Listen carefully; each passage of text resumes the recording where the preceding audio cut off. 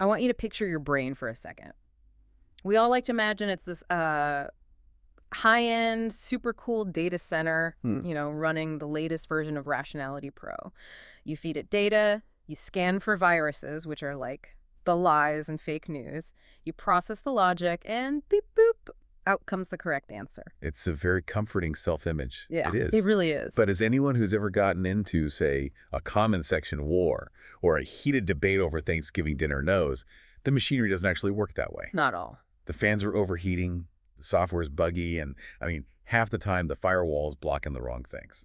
That is exactly what we are digging into today. We're looking at why facts and logic so often fail us, and why our brains are, well, actually wired to be a lot more stubborn and, frankly, a lot more defensive than we'd ever admit. We are. And to do this, we're unpacking a massive, comprehensive dissertation. It's titled Cognitive Landscapes, Argument Evaluations, Misinformation Corrections, and Racial Attitudes in Modern Media by Dominique Lockett from Washington University in St. Louis. This is a really rich piece of scholarship.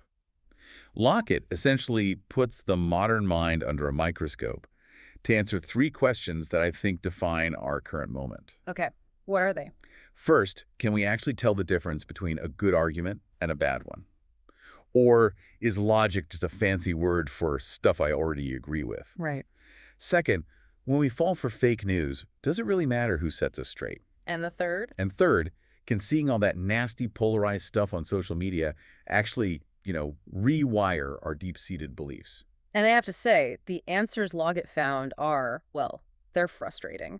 There's one finding in particular, a total paradox, that suggests giving someone a smarter, better reasoned argument might actually make them more biased, not less. Yes. Which, if that's true, it kind of breaks the entire model of how we think persuasion works. It definitely challenges that whole Enlightenment idea that, better information leads to better decisions. Sure. It suggests that sometimes better information just leads to better rationalization. So let's get into the machinery. Let's start with that first big question, the logic trap. Lockett investigates something called argument congruency bias. Now, that sounds like a mouthful of academic jargon, so can you translate that for us? It sounds complex, but you experience it every single day. Argument congruency bias, or ACB, is basically the tendency to rate an argument as strong or logical simply because we agree with its conclusion. Oh. It's the I agree with you, therefore you're a genius phenomenon. And conversely, if I disagree with you, your argument must be weak or illogical. Okay, I want to pause on the setup here because I think we've all been in this position. You're at a dinner party, someone says something outrageous about a hot button topic, in this case, Lockett used gun control. Right. And you think, okay, I'm going to dismantle this with logic. You aren't just going to yell, you're going to use data, you're going to be the smart one. You're reaching for the strong argument. And in Lockett's study, she explicitly separated these out to see if people could even tell the difference. How did she do that? She presented participants with weak arguments, which were basically just logical fallacies. For example, on the anti-gun control side, she used a classic slippery slope argument. Okay. It went something like, if we allow the government to regulate the use of guns, soon they will be forcibly removing guns from our homes. Which, strictly speaking, is a fallacy, right? Just because step A happens doesn't mean step Z is inevitable. It's playing on fear, not logic. Exactly. So what did she contrast that with? What was a strong argument? The strong arguments were built on specific premises, evidence, and a logical chain of reasoning. So for that same side, anti-gun control, she used an argument about self-defense. It cited specific statistics about crime victims who resist with a firearm versus those who don't. Ah, so it's based on comparative data? Exactly, arguing that carrying a gun offers protection based on that data. So high-quality ammo, you'd assume that if I bring that kind of heat, actual stats, logical chains, even if you disagree with me, you'd have to at least admit, okay, that's a decent point. You'd think. You might not change your vote, but you'd respect the game. That's the assumption. And to give some credit to the human race, Lockett found that we can spot the quality difference. Oh, good. On a 5-point scale, people rated the strong arguments significantly higher than the weak ones. It was about a 3.94 average versus 2.73. Okay, so the logic detector in our brains isn't totally broken. We know a fallacy when we see one. It's not totally broken. But I'm sensing a massive but coming. Because if we could all spot good logic, Twitter would be a very, very different place. It's a huge but. Because Lockett found that while we can identify quality, we don't necessarily respect it if it's coming from the other team. She found that participants consistently rated arguments they agreed with as significantly stronger than identical quality arguments they disagreed with. So we grade our own team on a curve. We grade on a massive curve. If you're pro-gun control, that slippery slope argument sounds ridiculous. But if you're anti-gun control, you might look at that same weak argument and go, no, that makes sense to me. But here is the paradox. And this is the part that I honestly had to read twice. She found that this bias wasn't uniform. You'd think a strong, fact-based argument would be the great equalizer, right? That's the hope. That logic would cut through the bias. Facts don't care about your feelings and all that. Well, it turns out your feelings care a whole lot about the facts. Lockett found that the strong arguments actually elicited more bias than the weak ones. Wait, hang on. If I hear a smart argument that proves me wrong, shouldn't that be the very thing that sways me? Or at least makes me pause? Why would a better argument make me more stubborn? It all comes down to something called cognitive engagement. Okay. Think about it this way. If I tell you a flat earth theory based on it looks flat from my window, you dismiss it immediately. It's weak. You don't need to spend any brain calories to defeat it. Right. The threat level is 0. I just laugh and move on. Exactly. I don't need to write a thesis to debunk that. Yeah.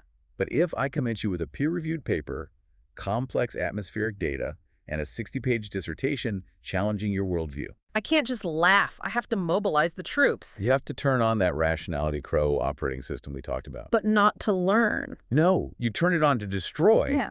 The theory is that strong arguments force us to engage our counter-arguing mechanisms. You start nitpicking the sample size. You question the author's funding. You look for any tiny loophole to disqualify the evidence. You actually work harder to reject a smart argument than a dumb one, because the smart argument is a credible threat to your identity. That is incredibly depressing. Right. You're saying that being smart and prepared can actually work against you if the other person is already set in their ways. In many cases, yes. The stronger the threat to their worldview, the higher the walls go up. And on the flip side, if you see a strong argument that you agree with, you don't just nod. You engage with it, you internalize it, and you become even more convinced you're right. So strong arguments just push us further apart, not closer together. That's what the data suggests. Did she try to fix it? I feel like there has to be a way to hack this. If we just tell people, hey, try to be objective, does that help at all? She tried exactly that. She attempted an intervention called objectivity priming. What's that? She had one group of participants write about their favorite movie. That was the control. The other group had to write a short essay about why objectivity is important to society. The idea being, if you force someone to articulate the value of being fair, maybe they'll act that way in the next task. Right. It's like making a kid write, I will not hit my brother on the chalkboard 100 times. And does it actually stop the hitting? Barely. In the first study, it helped a tiny bit, specifically with the weak arguments. But when she replicated it in a second study with a nationally representative sample, so, real people, not just college students, the effect basically vanished. It's just washed out. It washed out completely. So telling ourselves to be objective is essentially useless when the emotional stakes are high. It just highlights how deep these processing habits really are. Simply telling someone, hey, be objective, or even having them write an essay about it, it just isn't enough to override that automatic evolutionary impulse to protect our tribe's beliefs. Speaking of protecting the tribe, let's move to the second big part of this dissertation, misinformation. Because bad logic is one thing, but actual fake news is a whole other beast. And Lockett raises the stakes here. She moves from general gun control debates to the 2020 election. Right. And she specifically looked at misinformation campaigns targeting Black and Latino voters. This is heavy stuff. Yeah. We aren't talking about spin. We're talking about malicious lies designed to suppress votes. Give us an example. What kind of rumors are we talking about? She used real-world examples. For instance, there was a rumor that ICE agents were arresting people at polling stations. Oh. Or that local police were checking for outstanding warrants at the ballot box. Which is terrifying. I mean, if you believe that, you aren't just voting for the wrong person, you're staying home because you don't want to go to jail. It's using fear to strip away rights. Precisely. So the question is, how do we fix this? And specifically, does the messenger matter? That's the key question. In political science, there's this prevailing theory. It's called the in-group hypothesis. Okay. The idea is that if I'm Latino, I'm going to trust a correction from a Latino organization more than a generic one.